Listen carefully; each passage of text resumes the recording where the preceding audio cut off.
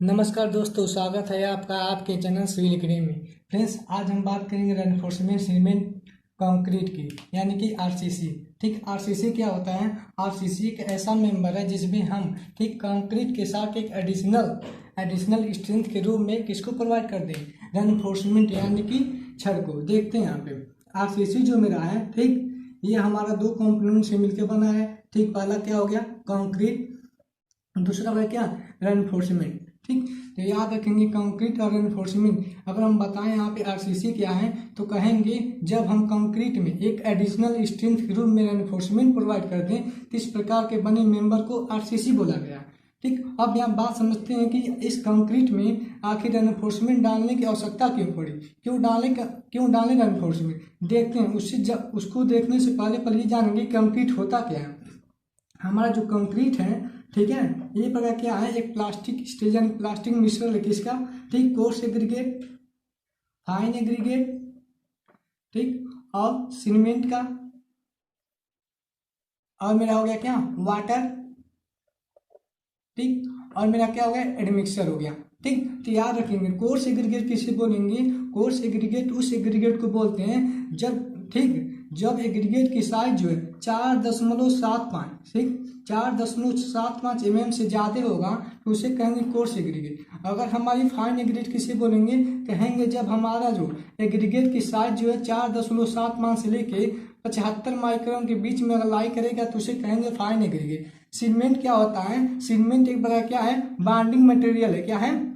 Binding material है। ये क्या करता है? इन सबको बांधने का काम करता है। वाटर क्या है मेरा? ठीक, वाटर जो है, ठीक, ये हाइड्रेशन का काम करता है। ठीक, इसका पीएच वैल्यू याद रखेंगे, ठीक, 6.5 से लेके 8.5 के बीच में क्या करता है? लाई करता है। और ये क्या है? एडमिक्सर का मतलब हुआ, ठीक, ये हम रिटायर के रूप में, ठीक, और एसिलेटर के रूप में क्या करते हैं? मिलाते हैं इस कंक्रीट में। ठीक है, सेटिंग टाइम को बढ़ाना और घटाना तो इसी का रोल है, एडमिक्सर का। ठीक, अब बात कर लें यहाँ पे कंक्रीट जो हमारा क्या है? प्लास्टिक स्टेज बन जाएगा।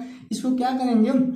मिलाएंगे। मिलाने के बाद क्या करेंगे? सपोज करिए आप एक क्यूब बना रहे हैं, क्यूब, ठीक है, एक क्यूब बना रहे हैं, क्यूब बनाएंगे। इस क्यूब पे क्या करेंगे? 28 दिन तक, ठीक है, याद रखेंगे 28 दिन तक क्या करेंगे? इसकी तराई करेंगे, क्यूरिंग करेंगे। क्या करेंगे?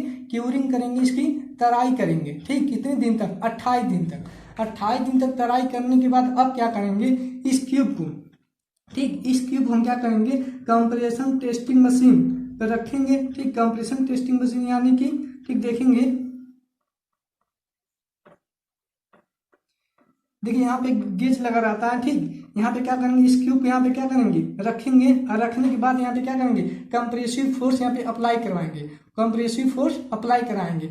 ऐसे क्या करेंगे? जब इस क्यूब पे आप कंप्रेसिव फोर्स अप्लाई कराएंगे तो आप इसमें देखेंगे कि कोई क्रैक डेवलप नहीं उत्पन्न होगा। ठीक है, जब इसी क्यूब पे हम क्या करें? टेंशन फोर्स अप्लाई कराएं तो आपको इसमें क्रैक देखने को मिलेगा। ठीक है, ऐसा क्यों हो रहा है? इससे हम क्या निष्कर्ष निकालेंगे कि हमारा जो कंक्रीट है, जो हम कंक्रीट का ये क्यूब बनाए हैं, ये कंप्रेशन फोर्स लगाने पे तो कोई क्रैक देखने को नहीं मिल रहा है, बट जैसे इस क्यूब पे हम टेंशन फोर्स अप्लाई कर रहे हैं, ठीक, इसमें क्या है? एक क्रैक देखने को मिल जा रहा है। ऐसा क्यों हो रहा है? ऐसा इसलिए हो रहा है, यहाँ से हमें ये डिफाइन करेंगे, कहेंगे हमारा जो कंक्रीट है, ठीक है, हमारा जो कंक्रीट है, ठीक, वो जो है कंप्रेशन में, ठीक है, कंप्रेशन में क्या है? स्ट्रांग है। ठीक है, यानी कि कंप्रेसिव फोर्स लेने में वो क्या है? ठीक, अच्छा है। लेकिन टेंशन फोर्स क्या? टेंशन फोर्स की बात करेंगे तो टेंशन फोर्स में क्या हुई? वीक है, कमजोर है। ठीक है, तो याद रखेंगे यहाँ पे, ठीक, ये पेपर में ऑब्जेक्टिव में पूछा है हमारा जो कंक्रीट मेंबर है, ठीक है, ये कौन सा फोर्स लेने में सक्षम है, तो बताएंगे वो कंप्रेशन फोर्स। ठीक है, टेंसाइल फोर्स को में वो वीक है। ठीक है, तो अब इसी टेंसाइल फोर्स में हमारा कंक्रीट जो क्या वीक है, ठीक, इसी को हम दूर करने के लिए क्या करेंगे? रेनफोर्समेंट डालेंगे। देखते हैं किस रूप में। ठीक, इससे पहले एक एग्जाम्पल थोड़ा देखेंगे। चलिए यहाँ पर देखते हैं। ठीक, यहाँ पे देखेंगे, ठीक, ये देखेंगे यहाँ पे कि मान लीजिए आपने क्या बनाया। ठीक, सपोज करिए एक कोई मेंबर लिया कंक्रीट का। ठीक है, किसका मेंबर लिया है? कंक्रीट का कोई आपने एक मेंबर लिया। ठीक, इस मेंबर लिया, इस पे आपने यूडीएल फोर्स, ठीक, यूडीएल लोड क्या कर दिया? अप्लाई कर दिया। जब आप इस पे यूडीएल अप्लाई करेंगे तो इस बीम का डिफ्लेक्शन कुछ आपको ऐसे देखने को मिलेगा।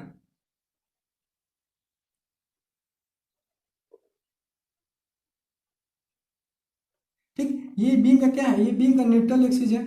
याद रखेंगे बीम का न्यूट्रल एक्सिस मतलब उदासीन है, ठीक। डिफ्लेक्शन के बाद इसका न्यूट्रल एक्सिस ये हो गया। फिर तो आप देखेंगे यहाँ पे जैसे इस लोड की वजह जो बीम में डिफ्लेक्शन आएगा तो देखेंगे टॉप फाइबर पे, टॉप फाइबर यानी कि ये वाला टॉप फाइबर पे, और ये बॉटम फाइबर हो गया मेरा। टॉप फाइबर पे क्या हो रहा है, कंप्रेशन डेवलप हो रहा है, और बॉटम फाइबर पे आपको टेंशन डेवलप हो रहा है। ऐसे कैसे पता चला देखेंगे। कंप्रेशन का मतलब यह होता है कि जब हम लेंथ में, ठीक है, जब हम लेंथ में डिक्रीज देखने को मिले, क्या मिले, डिक्रीज देखने को मिले, ठीक है, यानी लेंथ में जब घटाव देखने को मिलेगा तो उसे कहेंगे क्या, कंप्रेसिव फोर्स अप्लाई कर रहा है।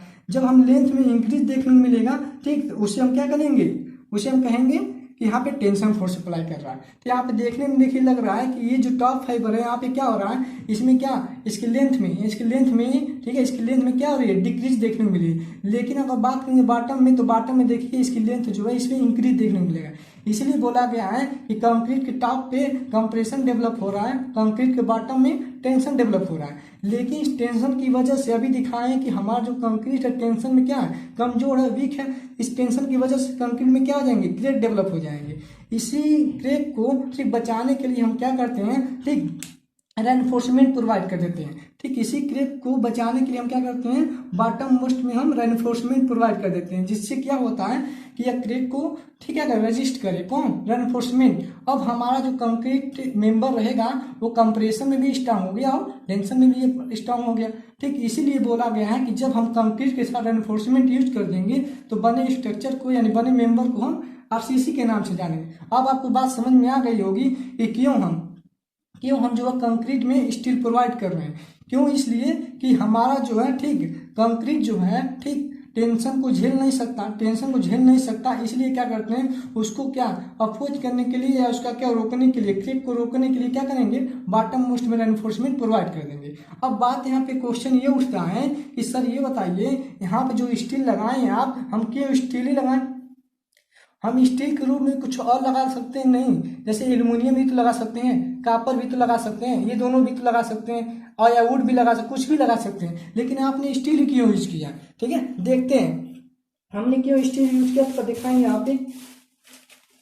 ठीक, देखेंगे क्यों स्टील यूज किया। आपने एसयूएम में पढ़ा होगा, ठीक है, एसयूएम में पढ़ा होगा क्या, थर्मल स्ट्रेस के बारे में, किसके में, थर्मल स्ट्रेस के बारे में। ठीक है, तो थर्मल स्ट्रेस टेम्परेचर के डायरेक्टली प्रोपोर्शनल होता है। ठीक है, तो इसमें पढ़ा थर्मल स्ट्रेस के कोफिशिएंट आता है, जिसे हमने पढ़ा होगा, ठीक, थर्मल कोफिशिएंट के बारे में, जिसे हम अल्फा से डिनोट करते हैं। ठीक है, अगर हम बात करेंगे कंक्रीट की, तो कंक्रीट का जो अल्फा होता है, ठीक है, यानी कि कंक्रीट का जो अल्फा होता है कितना, 11×10⁻⁶ प्रति डिग्री सेल्सियस। अगर स्टील की बात करेंगे तो स्टील की जो हमारा अल्फा होता है, ठीक है, वो कितना होता है, 12×10⁻⁶ प्रति डिग्री सेल्सियस। ठीक है, अगर हम बात करेंगे एल्युमिनियम की जो अल्फा होता है वो कितना होता है, वो होता है हमारा कितना, 23×10⁻⁶ प्रति डिग्री सेल्सियस। और हम बात करेंगे कॉपर की, तो कॉपर का जो अल्फा होता है वो कितना होता है, वो होता है हमारा 19×10⁻⁶ प्रति डिग्री सेल्सियस।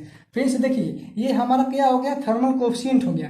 अगर सपोज करिए हम क्या कंक्रीट के साथ हम क्या एल्युमिनियम यूज कर रहे हैं। ठीक है, कंक्रीट के साथ अगर हम कंक्रीट के साथ क्या यूज कर रहे हैं, एल्युमिनियम यूज कर रहे हैं, तो कंक्रीट का थर्मल कोफिशिएंट जो होता है, ठीक है, कितना होता है, 11×10⁻⁶, और एल्युमिनियम का 23×10⁻⁶। आपने पढ़ा होगा, ठीक है, थर्मल कोफिशिएंट में, ठीक है, पढ़ा होगा डेल एल बराबर क्या, एल अल्फा डेल टी। यहाँ से हम कह सकते हैं कि जो हमारा डेल एल होगा यानी चेंज इन लेंथ होगा वो किसके प्रोपोर्शनल है, वो प्रोपोर्शनल है किसके, थर्मल कोफिशिएंट के। हम कहेंगे जिसका थर्मल कोफिशिएंट ज्यादा होगा, ठीक है, जिसका थर्मल कोफिशिएंट ज्यादा होगा वो चेंज इन लेंथ उसमें ज्यादा देखने को मिलेगा, जिसका हमें, ठीक है, थर्मल कोफिशिएंट कम होगा उसमें चेंज इन लेंथ भी कम मिलेगा। अब यहाँ दिखाइए कि इसका जो थर्मल कोफिशिएंट 11 है, इसका जो है कितना है, 23 है। तो इसमें क्या है, इसमें थर्मल कोफिशिएंट इसका ज्यादा होने की वजह से, ठीक, इसमें जो है एलोंगेशन यानी कि चेंज इन लेंथ ज्यादा देखने को मिलेगा।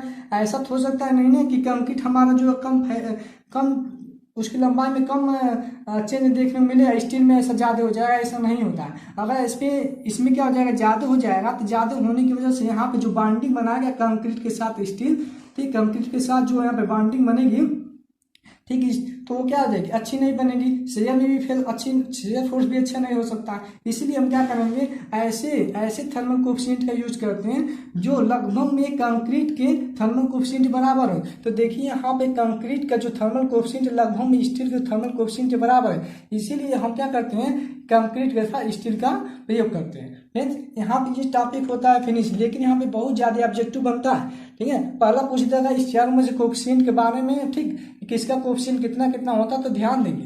ठीक, उसके बाद पूछता है कंक्रीट जो है मेरा कैसा मेंबर है, कौन सा फोर्स को रेजिस्ट करता है, तो याद रखेंगे कंप्रेशन फोर्स को। स्टील जो हमारा कौन से फोर्स को रेजिस्ट करता है, टेंसाइल फोर्स को। ठीक है, ये हो गया। फिर उसके बाद पूछेगा जो हम क्यूब को बनाते हैं, ठीक है, 28 दिन तक उसकी क्या करते हैं, क्यूरिंग करते हैं, याद रखेंगे, सारा डाटा है। अब आगे हम चलते हैं, ठीक है, अब पढ़ेंगे हम, ठीक, क्या कि कंक्रीट, ठीक, तो देखते हैं कंक्रीट के बारे में। वैसे आप लोगों ने SOM में पढ़ लिया हो, उसमें सिटी में पढ़ लिया होगा कंक्रीट। ठीक, अब देखते हैं थोड़ा यहाँ पे क्या कंक्रीट होता है। कंक्रीट हमारा जो होते हैं, ठीक है, कंक्रीट जो हमारा है वो मेनली कितने प्रकार के होते हैं, 3 प्रकार के होते हैं। कितने प्रकार के, 3 प्रकार के। पहला क्या हो गया, ऑर्डिनरी, ठीक, दूसरा क्या होगा मेरा, दूसरा मेरा क्या होगा, स्टैंडर्ड, ठीक, तीसरा हो गया मेरा क्या, हाई स्ट्रेंथ, हाई स्ट्रेंथ। अब बात करेंगे यहाँ पे कि ऑर्डिनरी, ठीक, स्टैंडर्ड, हाई स्ट्रेंथ क्या होता है देखेंगे। तो यहाँ पे हम कंक्रीट को ग्रेड वाइज यूज करते हैं। ग्रेड वाइज मतलब क्या होता है दिखाते हैं यहाँ पे, जैसे इसमें M5 से लेके M20 तक, ठीक, M5 से लेके M20 तक ग्रेड यूज करेंगे। स्टैंडर्ड में आ जाएगा M25 से लेके M55 तक, ठीक है। और यहाँ पे हमारा जो हाई स्ट्रेंथ है इसमें कितना आ जाएगा, M60 से लेके M85 तक आ जाएगा, याद रखेंगे। ठीक, अब देखेंगे यहाँ पे कि M का मतलब क्या हो। जैसे मान लीजिए हमने लिया M20 लिया, M20 का मतलब क्या था देखेंगे। M20 का मतलब हो गया, M किसको डिनोट कर रहा है, M डिनोट कर रहा है किसको, मिक्स को, किसको, मिक्स को, ठीक है। M किसको डिनोट कर रहा है, मिक्स को। और 20 किसे डिनोट कर रहा है, वो डिनोट कर रहा है उसकी स्ट्रेंथ है। कौन सी स्ट्रेंथ, कैरेक्टरिस्टिक, यानी कि अभिलाक्षणिक। कौन सी, अभिलाक्षणिक, ठीक, अभिलाक्षणिक सामर्थ्य, ठीक, अभिलाक्षणिक सामर्थ्य हूँ। अब यहाँ पे बात आई कि M का मतलब हो गया मिक्स, 20 का मतलब हो गया उसकी स्ट्रेंथ को डिनोट कर रहा है, कौन सी स्ट्रेंथ को, अभिलाक्षणिक स्ट्रेंथ को। अब यहाँ बात आती है कि ये अभिलाक्षणिक स्ट्रेंथ क्या होता है, यानी कि कैरेक्टरिस्टिक सामर्थ्य क्या होता है, देखते हैं यहाँ पे, ठीक है। कैरेक्टरिस्टिक स्ट्रेंथ देखते हैं क्या होता है, ठीक। आप देखेंगे फ्रेंड्स यहाँ पे क्वेश्चन पूछता है कि जो स्टैंडर्ड कंक्रीट है, ठीक है, ये कहाँ से कहाँ तक लाई करता है बताएंगे यहाँ तक। ऑर्डिनरी के बारे में पूछेगा तो M5 से लेके M20, ये हाई स्ट्रेंथ का मतलब हो गया, ये M60 से लेके M85। M का मतलब मिक्स है, और जो भी नंबर लिखा रहेगा उसकी क्या बताती है, वो सामर्थ्य बताती है। कौन सी सामर्थ्य, अभिलाक्षणिक सामर्थ्य या कैरेक्टरिस्टिक सामर्थ्य, ठीक। अब हम बात करेंगे यहाँ पे कि अभिलाक्षणिक सामर्थ्य होता क्या है। फ्रेंड्स इसको ध्यान देंगे, ठीक। अभिलाक्षणिक सामर्थ्य पे आते हैं, ठीक। अभिलाक्षणिक सामर्थ्य कंक्रीट की वह सामर्थ्य होती है जो क्या करेंगे 28 दिन तक। देखिए आप क्या करेंगे, थोड़ा घरेंगे यहाँ पे सुनेंगे, ठीक। हम क्या करेंगे, कंक्रीट को, ठीक, क्यूब में काट कर देंगे। मान लीजिए हम क्या करेंगे, ठीक, 150, ठीक, 150 mm का क्या करेंगे, क्यूब तैयार करेंगे, ठीक है। क्यूब तैयार करेंगे, इस क्यूब को, ठीक, जब हम 28 दिन तक क्या करेंगे, क्यूरिंग करेंगे। क्यूरिंग मतलब तराई करेंगे, ठीक, 28 दिन तक, याद रखेंगे। 150 mm का क्यूब तैयार करेंगे, 28 दिन तक इसकी जब तराई करेंगे, 28 दिन के बाद क्या करेंगे, जब इसे कंप्रेशन टेस्टिंग मशीन पे लाके कंप्रेसिव फोर्स निकालेंगे। देखिए बार बार कंप्रेसिव फोर्स बोला जा रहा है क्योंकि कंक्रीट कंप्रेशन ही लेता है। जब इसके कंप्रेसिव फोर्स निकालेंगे तो 5%, याद रखिए 5% सैंपल, ठीक है, 5% सैंपल ऐसे होंगे जो 20 से कम ही भी फेल कर जाएंगे, यानी कि वो 18 फेल कर जाएंगे, 17 पे फेल कर जाएंगे, 16 पे, 19 पे, ठीक है, ऐसे कुछ, ठीक। लेकिन 95% क्यूब ऐसे होंगे जो क्या करेंगे 20 से एबव पे फेल करेंगे, यानी कि वो 21 पे फेल कर सकते हैं, 22 पे, 23 पे, 25 पे, ऐसे कुछ, ठीक है। नहीं समझ में, थोड़ा एग्जाम्पल समझते हैं यहाँ पे।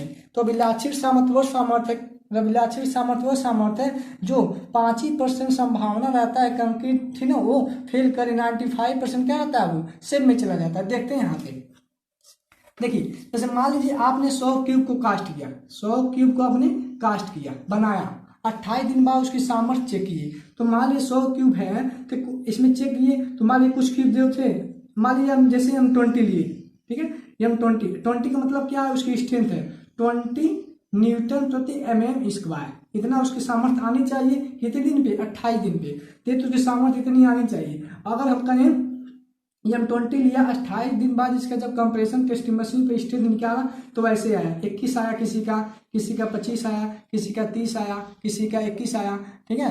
ऐसे मान लीजिए फिर किसी का 19 आया, किसी का 12 आया, किसी का 22 आया, ठीक, ऐसे ऐसे मान लीजिए आए, ठीक। मान लीजिए फिर किसी का 20 आया, किसी का 16 आया, ठीक, किसी का 17 आया, ऐसे मान लीजिए आए, ठीक है।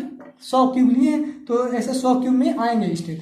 तो अब देखेंगे क्या कि 100 क्यूब में से 5 ही क्यूब ऐसे होंगे जो क्या करेंगे, 5 क्यूब ऐसे होंगे जो 20 से कम स्ट्रेंथ में फेल कर जाएंगे। दिखाते हैं यहाँ पे, देखिए ये सेफ है, ये भी सेफ है, ये भी सेफ है, ये भी सेफ है, ये सेफ नहीं है, ये भी सेफ नहीं है, ये भी सेफ है, ये भी सेफ है, ठीक, ये भी सेफ है, ये सेफ नहीं है, ये भी सेफ नहीं है, ये भी सेफ नहीं, आगे जितना आएंगे तो देखेंगे आप, देखिए 3 क्यूब इधर हो गए और 2 क्यूब इधर हो गए, यानी कि 5 ही क्यूब ऐसे हुए हैं, ठीक। 100 क्यूब में से 5 ही क्यूब ऐसे हैं जो क्या किए हैं, फेल किए हैं, और 95 क्यूब ऐसे हैं जो 20 से एबव पे फेल किए। यही हमारा क्या होता है, कैरेक्टरिस्टिक सामर्थ्य होता है, ठीक है। चलते हैं अपने अगले टॉपिक पे। अगला टॉपिक मेरा क्या है, वो है मेरा स्टील, ठीक है। देखेंगे यहाँ पे स्टील। अब ऐसे हम यहाँ पे कंक्रीट को डिवाइड किए हैं 3 पार्ट में, उसी तरह जो हमारा स्टील होता है, ठीक है, स्टील का मतलब हो गया रेनफोर्समेंट, छड़ जिसे बोलते हैं, ठीक। ये भी जो हमारा, ठीक, इसको भी डिनोट किया जाता है किससे, Fe 250, Fe 415, ठीक, Fe 500, ठीक, Fe 500। अब दिखाएंगे Fe का मतलब क्या होता है, Fe का मतलब होता है फेरस, क्या होता है, फेरस होता है, ठीक है। और ये 500 का मतलब क्या हो गया, ये भी उसका क्या है, कैरेक्टरिस्टिक स्ट्रेंथ है, अभिलाक्षित सामर्थ्य, याद रखेंगे, ठीक है, ठीक है। ये भी क्या है कि ये अभिलाक्षित सामर्थ्य है। 500 क्या है, 500 न्यूटन प्रति mm स्क्वायर इसका जो क्या है, अभिलाक्षित सामर्थ्य है, ठीक है। ये क्या है, Fe का मतलब फेरस। अब ये M20 को, ठीक, सॉरी, यहाँ पे जो Fe 250 लिखा है इसे हम कहते हैं माइल्ड स्टील। बहुत इंपॉर्टेंट क्वेश्चन है, हमें बनता है माइल्ड स्टील, ठीक है। और इसको हम बोलते हैं क्या, HYSD बार। HYSD के बार का मतलब हाई स्ट्रेंथ, ठीक है, हाई यील्ड स्ट्रेंथ डिफॉर्म बार, ठीक। अब देखेंगे माइल्ड स्टील HYSD बार में अंतर क्या है, मेनली देखेंगे। देखिए पहली बात तो अंतर यही है कि सामर्थ्य, इसके पास 250 है, इसके पास 415 500 है, ठीक है। तो सामर्थ्य की पहले देख लिए, यानी कि इसके पास जो स्ट्रेंथ है वो 250 न्यूटन प्रति mm स्क्वायर है, इसके पास जो स्ट्रेंथ है वो मान लीजिए इसको हम लिख चल रहे हैं 415 न्यूटन प्रति mm स्क्वायर, ठीक है, ये हो गया। अगर बात करेंगे कार्बन कंटेंट की, कार्बन कंटेंट का मतलब होता है कार्बन की मात्रा, कार्बन की मात्रा की इसमें बात करेंगे तो कितना होता है 0.15 से लेके 0.3% के बीच में लाई करता है। इसमें बात करेंगे तो 0.8 से लेके 1.5 के बीच में ये लाई करता है। फ्रेंड्स ये इंपॉर्टेंट क्वेश्चन है, हमें बहुत बार ये पूछा गया, ठीक है। अब बात है कि कार्बन कंटेंट क्यों इतना इसमें कम, इसमें कितनी इतना ज्यादा है, तो याद रखें कार्बन कंटेंट जिसमें कम रहता है, ठीक है, उसकी स्ट्रेंथ क्या रहती है, कम रहती है। याद रखेंगे कार्बन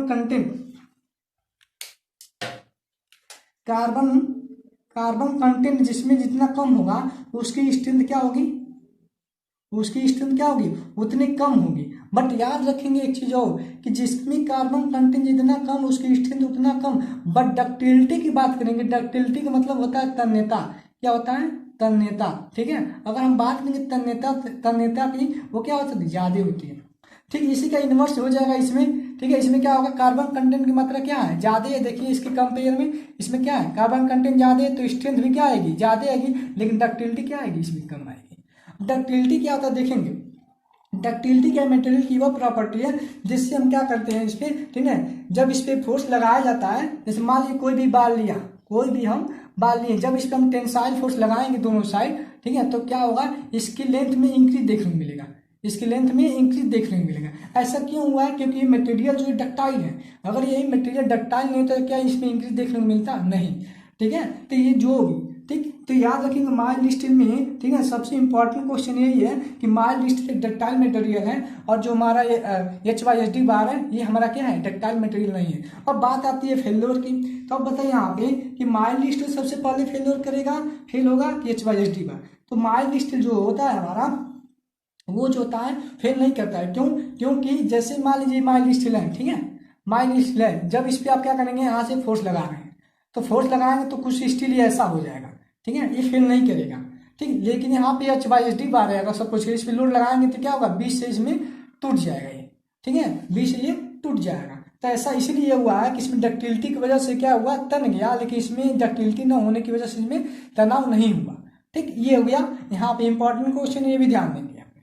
अब ये बात करेंगे यहाँ पे कि हमारा माइल्ड स्टील और H/SD बार में, ठीक है, तो RCC में यहाँ पे मेनली इसी के यूज किया जाता है। क्यों ऐसा देखेंगे कि इसलिए क्यों ऐसा इसलिए यूज किया जाता है माइल्ड स्टील, क्योंकि जब ये फेल्योर होता है तो हमें वार्निंग देता है। वार्निंग का मतलब क्या, इसमें पहले आप जो कंक्रीट है, मान लीजिए कंक्रीट का ब्लॉक है, ठीक है, इसमें RCC मान लीजिए एनफोर्समेंट पड़ा है, जब ये फेल्योर करेगा तो इसमें आपको क्रेक देखने को मिलेगा, क्योंकि पहले डक्टाइल होगा, तनेगा तब तो टूटेगा, ठीक है। तो इसलिए क्या, इसमें भागने का मौका देता है हमें। लेकिन अगर आपने H/SD बार का यूज कर लिया, सपोज करिए आपने यहाँ पे H/SD बार का यूज कर लिया, तो अब जैसे इसमें क्रेक तो देखने को मिलेगा नहीं, ये क्या होगा, अचानक टूटेगा और आप नीचे रहेंगे तो नीचे रह जाएंगे, भाग भी नहीं पाएंगे उसके नीचे से।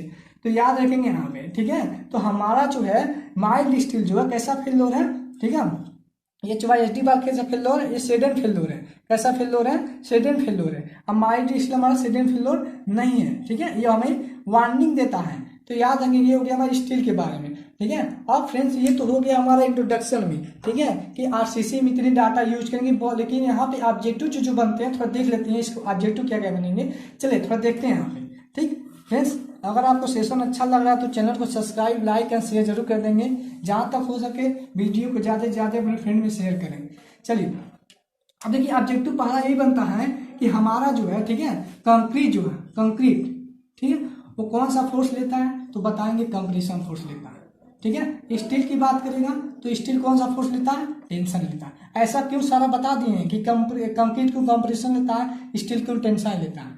अब फिर कहते हैं कि हम जो क्यूब तैयार करते हैं, क्यूब, ठीक है, यानी कि घर जो तैयार करते हैं उसकी साइज बताएं अभी 150 होता है, 150 mm, ठीक, ये होता है, ये क्यूब हो गया, ठीक। ये तो हो गया क्यूब के बारे में। इसकी तराई कितने दिन करेंगे, 28 दिन तक, ये भी इंपॉर्टेंट क्वेश्चन है, ठीक। फिर आगे आता है यहाँ पे कि हमारा जो है माइल्ड स्टील, ठीक है, माइल्ड स्टील जो हमारा कैसा फेल्योर है, तो बताएंगे हमारा क्या है ये, ठीक है, वार्निंग देता है हमें। क्या देता है, वार्निंग देता है। अगर H/SD बार की बात करेंगे, H/SD बार की, तो ये हमारा क्या है, सडन फेल्योर है, ठीक है, ये भी याद रखेंगे। कार्बन कंटेंट की मात्रा इसमें पूछता है तो भी बताएं 0.15 से लेके 0.30, इसमें कार्बन कंटेंट बताएं 0.8 से लेके 1.5, ये हो गया कार्बन कंटेंट, ठीक है। स्ट्रेंथ के बारे में पूछनी है अभी, तो ये बताएं 250 देता है, ये कितना 415 और 500, ऐसे आगे बहुत है, ठीक है, ये हो गया। यहाँ तक एक ऑब्जेक्टिव तैयार हो गया, ठीक है। आगे फिर से देखेंगे यहाँ पे कि कंक्रीट कितने प्रकार के होते हैं, 3 प्रकार के, ठीक है, 3 बताएं अभी। तो पूछ देता है कि हमारा जो ऑर्डिनरी कंक्रीट है, ठीक है, कहाँ से कहाँ तक होता है, तो M5 से लेके M20 तक होता है। हमारा जो M20 स्टैंडर्ड है ये कहाँ थे, तो M25 से लेके M55 तक। और हमारा जो हाई है वो 60 से लेके 85 तक, इसके बीच में क्या करेगा, वो लाई करेगा हमारा कंक्रीट। कंक्रीट जो है अभी पूछ, कंक्रीट हो गया, M का मतलब हो गया मिक्स, ये हो गया इसकी कैरेक्टरिस्टिक के बारे में। यहाँ पे पूछे कैरेक्टरिस्टिक स्ट्रेंथ क्या आते हैं, यानी कि अभिलाक्षणिक, तो बताएंगे 5% बस संभावना होती है क्या हो, वो सैंपल पहले फेल कर जाए, 95% क्या है कि वो सैंपल, ठीक, उस स्ट्रेंथ से ज्यादा भी फेल करे, ये मेरा कैरेक्टरिस्टिक स्ट्रेंथ है, ठीक है। यहाँ से हमारा टॉपिक हो गया कवर, इतना ऑब्जेक्टिव इससे बन सकता है, ठीक है। अब चलते हैं अपने अगले टॉपिक पे। अगला टॉपिक मेरा यही है कि बोलता है यहाँ पे कि RCC हम जान गए क्या होता है, बट अब देखेंगे यहाँ पे कि RCC जो होता है पढ़ेंगे किस मेथड से, ठीक है। तो याद रखेंगे पढ़ने के लिए यहाँ पे 2 मेथड दिए गए हैं, ठीक है, 2 मेथड दिए गए हैं। एक दिया गया हमारा क्या, ठीक, एक दिया गया हमारा, ठीक, WSM, और दूसरा दिया गया LSM, यानी कि वर्किंग, ठीक, वर्किंग स्ट्रेस मेथड, ठीक, लिमिट स्टेट मेथड। यहाँ याद रखेंगे, यहाँ स्ट्रेस है, यहाँ पे स्टेट है, ठीक, ये हो गया। अब देखेंगे पहले कि वर्किंग स्टेट मेथड और LSM में अंतर क्या, थोड़ा इसको देखते हैं। इसी को देख के अपना यहाँ पे, ठीक, वीडियो को फिनिश करेंगे। चलते हैं यहाँ पे देखेंगे वर्किंग स्टेट मेथड क्या होता है।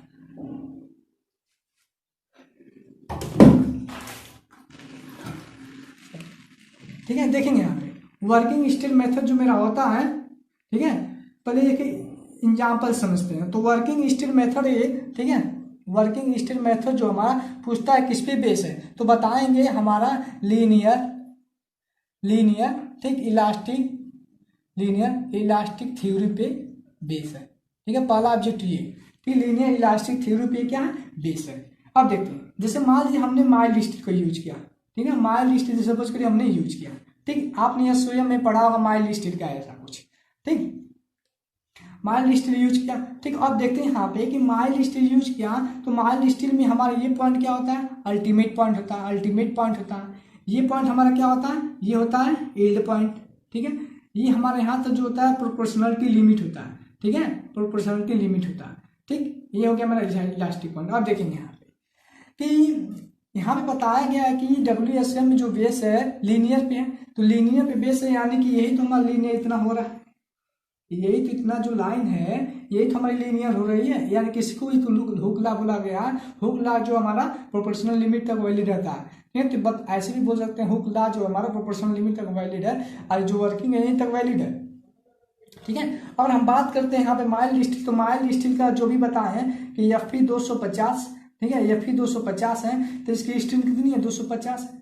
250 का मतलब क्या होगा, इसकी अभिलाषित सामर्थ्य है, तो इसकी अभिलाषित सामर्थ्य कहाँ पे होगी, देखेंगे। ये हो गया क्या, इसका यील्ड स्ट्रेंथ, ठीक है, क्या हो गया, यील्ड स्ट्रेंथ, ठीक है, ये हो गया, ठीक है। ये हो गया इसका अल्टीमेट स्ट्रेंथ बोल सकते हैं, ठीक, ये हो गया। अब बात यहाँ पे ये आती है कि यील्ड स्ट्रेंथ जो कितना है 250, ठीक है, 250 न्यूटन प्रति mm स्क्वायर, ठीक। इस यील्ड स्ट्रेंथ की, ठीक, माइल्ड स्टील की जो अल्टीमेट स्ट्रेंथ होती है वो कोड द्वारा दी गई है, कितना, 410 न्यूटन प्रति mm स्क्वायर, ठीक, ये हो गया। लेकिन अब यहाँ पे जो है ये लिमिट, यानी कि प्रोपोर्शनल लिमिट का हमें पता नहीं है। आप देखेंगे, आप ध्यान देंगे, प्रोपोर्शनल लिमिट बोला गया है एक वह लिमिट है जहाँ पे स्ट्रेस और स्ट्रेन जो है, ठीक है, लिनियरली क्या वेरी करे। तो माइल्ड स्टील की कंडीशन में, ठीक है, माइल्ड स्टील की कंडीशन में हमारा जो स्ट्रेंथ हो गया अल्टीमेट स्ट्रेंथ हो गया।